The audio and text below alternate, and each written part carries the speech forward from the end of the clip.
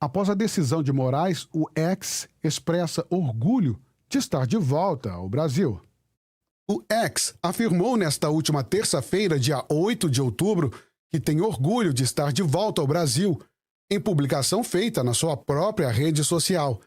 A plataforma começou a ficar disponível novamente no país na noite desta última terça-feira, após a determinação do ministro Alexandre de Moraes, do STF. Abre aspas. O X tem orgulho de estar de volta ao Brasil, fecha aspas, disse a conta oficial dos assuntos governamentais globais da plataforma. Na primeira publicação após a decisão de liberação, o X relatou que durante o processo de bloqueio, a prioridade deles foi proporcionar a dezenas de milhões de brasileiros o acesso à nossa plataforma indispensável novamente. Abre aspas. Continuaremos a defender a liberdade de expressão, fecha aspas, escreveram. Todavia, eles acrescentaram que isso ocorreu dentro dos limites da lei em todos os lugares onde operamos. A postagem foi escrita em inglês e em português. Até a última atualização desta reportagem, o bilionário Elon Musk, dono do X, da Starlink, Tesla e SpaceX, ainda não havia se manifestado na plataforma sobre o retorno ao país. O retorno do X para o Brasil é mais um sopro de liberdade, né? Muitas pessoas questionaram sobre o Elon Musk cedeu, o Elon Musk foi fraco nesse sentido de cedeu à pressão do Xandão, mas não, na verdade, acho que a luta para se ter liberdade é necessário que se tenha estratégia também. Financeiramente falando, para uma empresa tão grande quanto a plataforma, o Twitter, o X, financeiramente falando, o Brasil é uma proposta fantástica, né? Um meio de comércio, de conexão financeira fantástica. E para o brasileiro, qualquer sopro de liberdade de fala ajuda, principalmente nesse momento em que a gente passa no país. Então, a volta do X, eu acho que foi bom para todo mundo. Mas nós sabemos por que o X voltou, né? Ele voltou logo depois das eleições terminarem, ou seja, foi absolutamente nítido Alexandre de Moraes admitir que só deixou que o X voltasse depois do final das eleições, do primeiro turno das eleições. Ou seja, foi simplesmente uma estratégia. Usou uma desculpa para poder bloquear o X durante as eleições. Logo em seguida, quando as eleições terminaram, voltou o X novamente e punindo todos nós, não tendo a liberdade para poder nos expressarmos no X, não todos nós, né, mas pelo menos os brasileiros que estão no Brasil, porque o X é o único lugar onde que as pessoas têm a liberdade para falar o que querem, como querem, do jeito que querem, sem muitos filtros. E, obviamente, um ditador não conseguir filtrar o que os outros vão falar deles ou que vão falar dos planos que eles tentam colocar em prática, obviamente, isso não iria ser colocado da melhor maneira possível. Por isso que o ditador Alexandre de Moraes resolveu bloquear o X durante as eleições e só liberar depois das eleições. Mas com detalhe, só liberou quando Nunes e Boulos chegaram no segundo turno. A pergunta que não quer calar é: se Pablo Marçal tivesse chegado ao segundo turno com Nunes ou Boulos, o X teria voltado? Fica aí a pergunta. Vamos para a nossa próxima matéria? Nunes falta ao primeiro debate do segundo turno em São Paulo. O prefeito de São Paulo não compareceu ao encontro dos candidatos realizado por Globo, Valor e CBN. O prefeito de São Paulo, Ricardo Nunes, do MDB, não compareceu ao primeiro debate entre os candidatos à Prefeitura de São Paulo do segundo turno, realizado por O Globo, Valor e CBN, nesta última quinta-feira, no dia 10 de outubro. A ausência foi abordada por seu adversário, Guilherme Boulos, do PSOL. Abre aspas. Primeiro, eu quero lamentar que o atual prefeito e candidato Ricardo Nunes tenha fugido do debate. Isso é ruim para a democracia. A gente já teve nessa eleição muito problema com cadeira, mas até agora não tinha sido com cadeira vazia, disse o candidato Boulos, indicando a cadeira vazia ao seu lado. E ele continuou.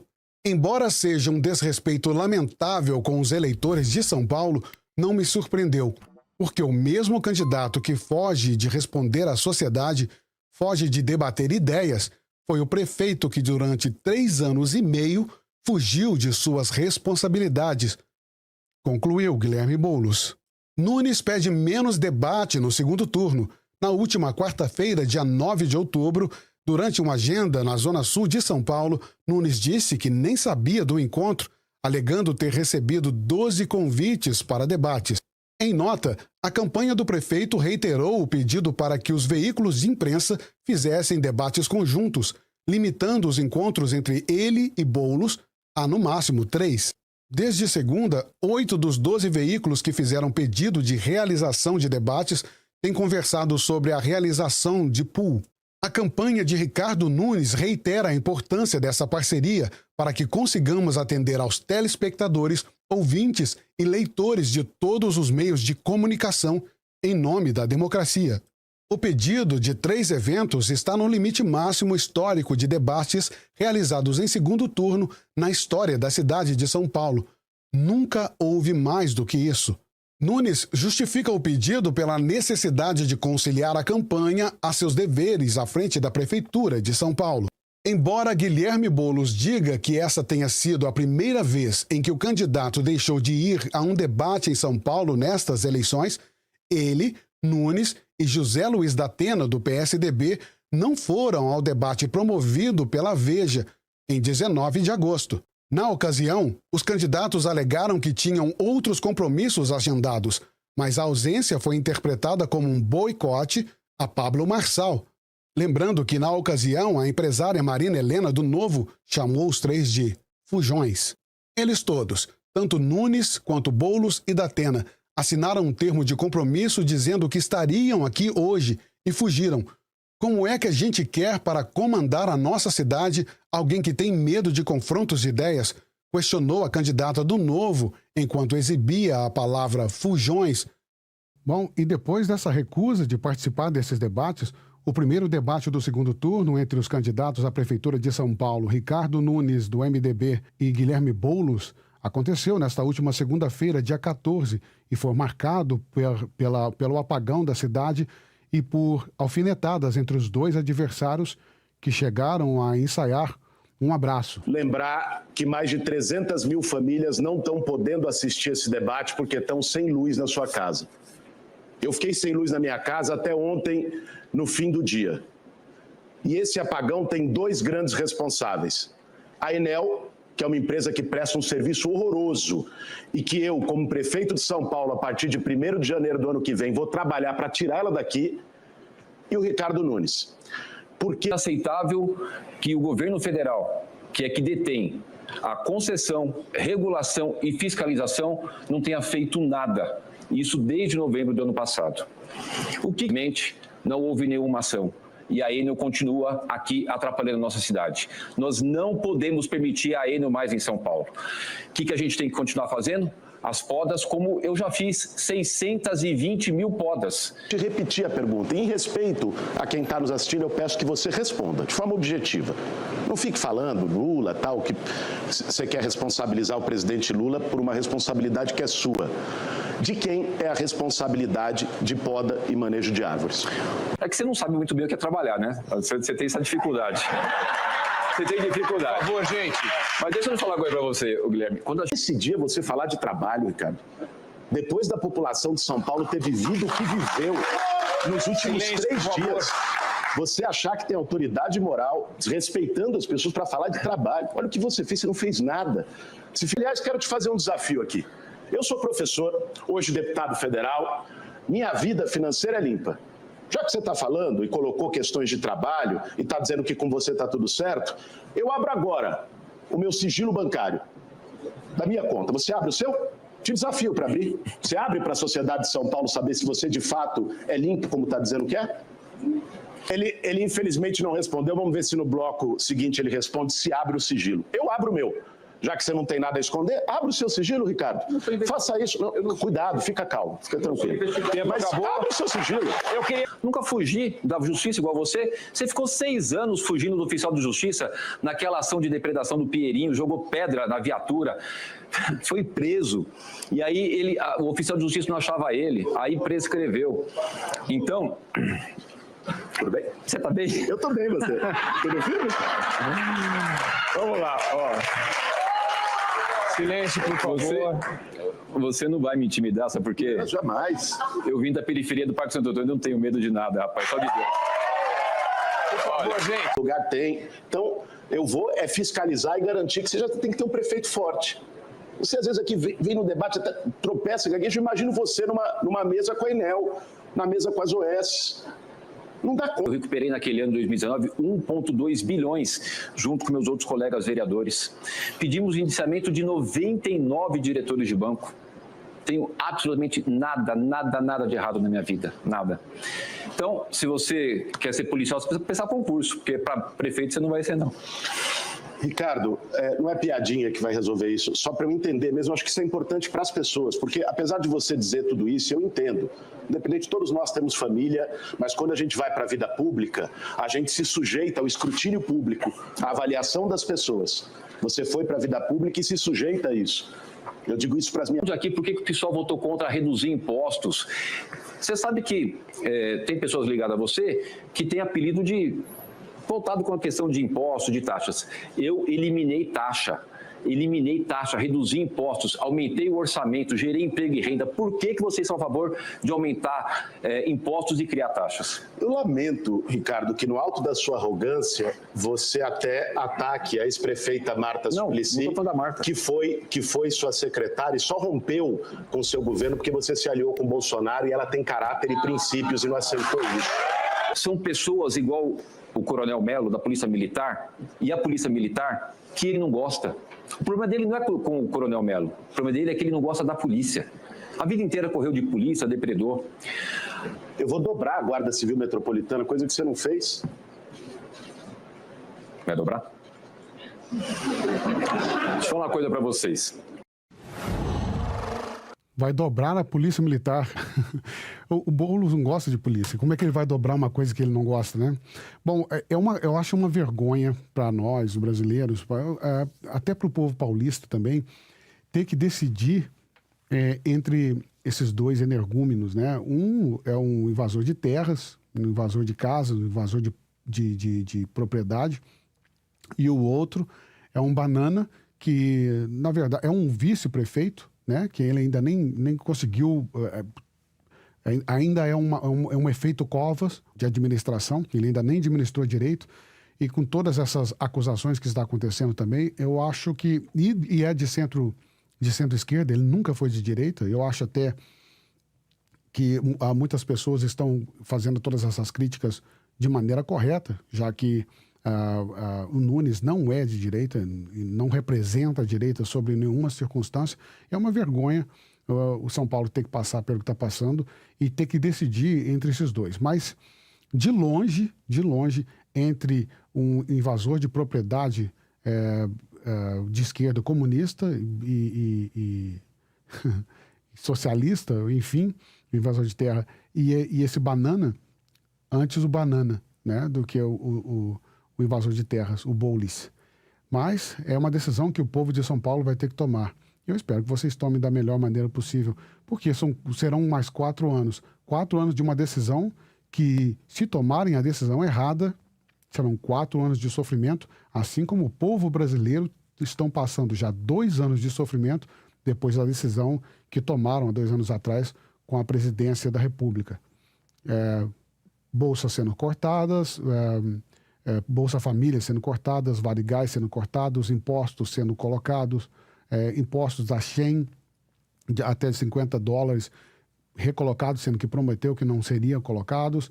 Enfim, o povo brasileiro já está sofrendo muito. Colocar na principal cidade do país mais um comunista, mais uma esquerda, principalmente uma esquerda como a do Boulos, eu não sei se o povo brasileiro vai aguentar passar por mais essa situação. Mas é uma decisão que vocês vão ter que tomar aí em São Paulo. E espero que vocês tomem da melhor maneira possível. Vamos para a nossa próxima matéria. Deputados solicitam a Lula que peça a prisão de Maduro no TPI. A comissão da Câmara dos Deputados discute requerimento que pode impactar relações com a Venezuela. A Comissão de Relações Exteriores e Defesa Nacional da Câmara dos Deputados irá analisar um requerimento para que o presidente Luiz Inácio Lula da Silva peça a prisão do ditador venezuelano Nicolás Maduro no Tribunal Penal Internacional, o TPI. O pedido foi assinado por 12 deputados, incluindo Luiz Felipe de Orleans e Bragança, do PL de São Paulo. Contudo, mesmo que seja aprovado, o efeito prático da medida pode ser limitado. Entretanto, isso não deixaria de gerar um certo desconforto no governo Lula, que mantém laços estreitos com Maduro. No documento, os parlamentares destacam que a Venezuela enfrenta uma severa crise política, econômica e social desde as eleições presidenciais de 28 de julho, quando Maduro foi declarado vencedor por órgãos oficiais sob seu controle, apesar das evidências de fraude. Os deputados brasileiros enfatizaram que o regime de Maduro tem intensificado a repressão contra os opositores e a população. Considerando as evidências de graves violações dos direitos humanos cometidas por esse regime, é urgente que o Brasil adote uma postura firme e decidida em defesa do povo venezuelano, afirma o requerimento. Os atos de Maduro, como tortura, perseguição política e repressão violenta a manifestantes, constituem um claro ataque aos direitos humanos, acrescentaram os parlamentares. Recentemente, o Parlamento Europeu aprovou uma resolução que reconhece Edmundo González Urrutia como presidente legítimo e democraticamente eleito da Venezuela, com 309 votos a favor, 201 votos contra e 12 abstenções. Bom, que Edmundo González é o presidente da Venezuela eleito, isso ninguém tem dúvidas. Mas eu entendo que os deputados brasileiros têm que fazer o trabalho deles, correr atrás de fazer os pedidos que têm que ser feitos e mostrar trabalho, mostrar serviço. Mas é chover no molhado achar que Lula vai aprovar qualquer sanção em relação a isso e fazer um pedido de prisão especificamente do Maduro. Não, ele acabou de receber Maduro há poucos meses atrás, logo após as eleições no país. Isso mostra a sua amizade, ele não esconde a amizade. Ele acabou de enviar 1.000 pessoas do MTST para ajudar na agricultura da Venezuela há pouco tempo atrás, e ele está sempre ajudando. Enviou logo em seguida, depois das eleições, uma tropa uma tropa do Exército Brasileiro para ajudar na Venezuela também. E então a possibilidade de Lula fazer qualquer coisa ou votar qualquer coisa que seja contra a Venezuela, sendo ele um apoiador absolutamente conciso, né, declarado do ditador da Venezuela, eu acho isso impossível. Mas até onde a União Europeia ou qualquer outro órgão europeu reconhecer a Venezuela reconhecer González Urrutia como presidente da Venezuela, não sei até onde isso vai trazer qualquer benefício ou vai mudar a realidade do que está acontecendo na Venezuela. Simplesmente falar que reconhece não vai mudar o que está acontecendo. Há que se tomar uma atitude. Qual é essa atitude? Eu não sei. Tem que se respeitar as constituições dos países, as legislações dos países, tem que respeitar a soberania dos países. Mas e quando o seu próprio presidente não está respeitando a soberania do seu país? E quando o próprio presidente do seu país, está manipulando o poder judiciário, o sistema eleitoral para poder se perpetuar no país. Quando ele está manipulando o próprio Tribunal Superior Eleitoral e o próprio Tribunal Superior, Supremo Tribunal do seu próprio país, para poder se manter no país. Quem vai salvar o povo da Venezuela? É uma pergunta que não quer calar.